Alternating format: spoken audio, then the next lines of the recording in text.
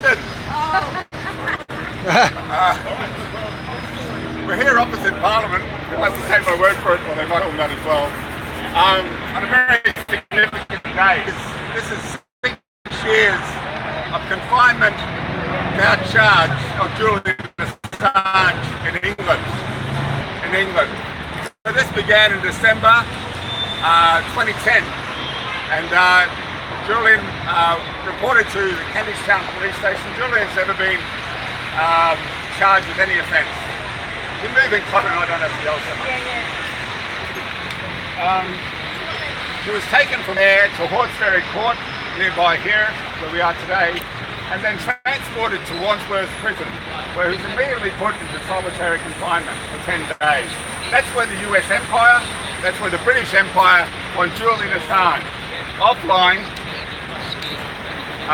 in solitary confinement. And what the Americans have waiting for him is a hellhole that's called Florence, Colorado. You should Google that, Florence, Colorado. It's where, if you know the actor Woody Harrelson, his father died in Florence, Colorado. No windows on your cell. You never meet another prisoner. You never know what part of the prison you're in. And one of the former wardens described it as an institution specifically designed to drive people insane.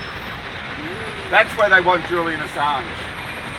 Now, Julian Assange has been in the Ecuadorian embassy. The Ecuadorian people and the previous president, Carrillo, had the courage to offer him asylum.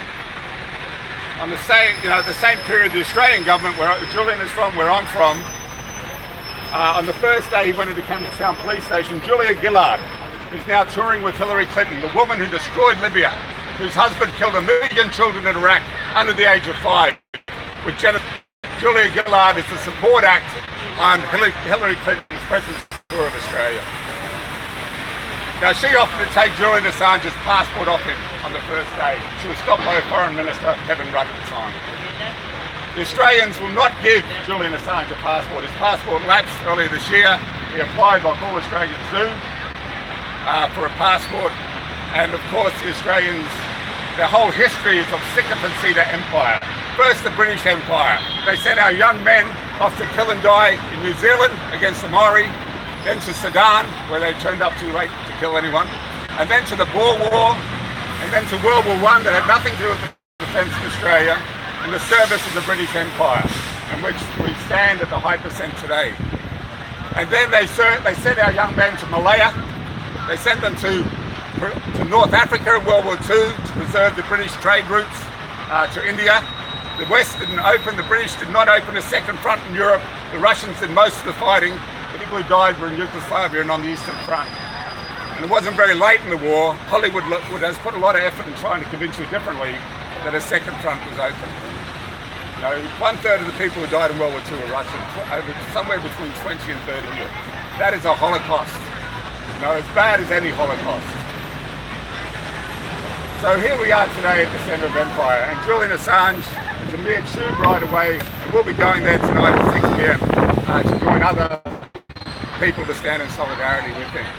And what we've found over the years is it's a great thing to have music in our movement, and it was a great privilege to have Susan Manning here today. Manning, who served 7 years, according to Obama, hard time, implying Chelsea was tortured, first in Kuwait, then in Quantico, before Chelsea ever got to Leavenworth. So yeah, we stand here amongst giants, and one of them is Joe Black, who's a great man in Dublin for playing music for people awaiting court, like Dave Donlan at the moment, who's filming for a wage trial for his actions with Colin Roddy at Shannon Airport, a pit stop for the US war machine. So without further ado, Joe Black. Thank you.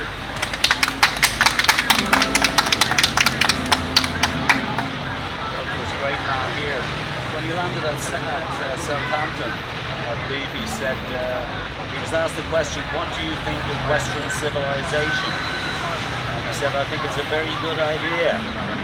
This is a song by Sean Miller, it's called Savage Pride.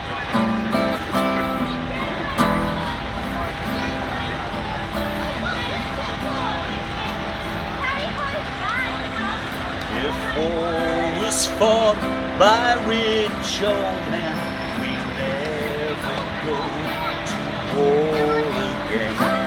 War was fought by rich old men. We never go to war again.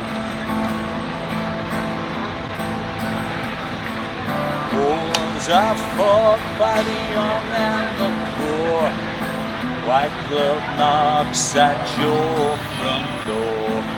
Speckled voices explain why it was your kid that had to die. 'Cause if war was fought by rich old men, we'd never go to war again.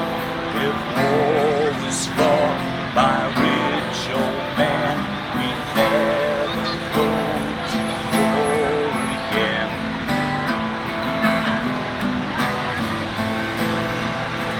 Your son, he was young and poor. He knew what he was fighting for.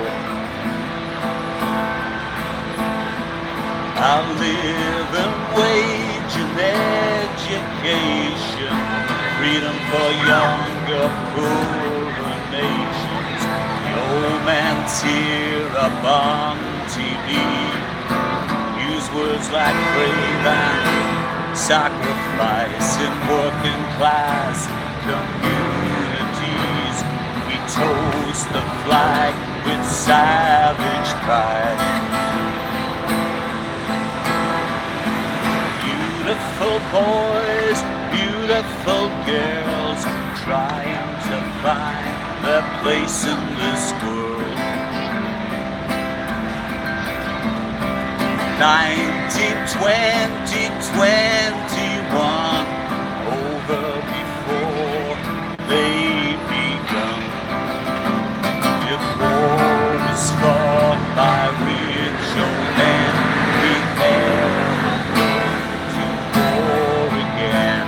If war was fought by rich old men, we'd never go to war. Back there for the moment. Thank you, Joe. You're very welcome.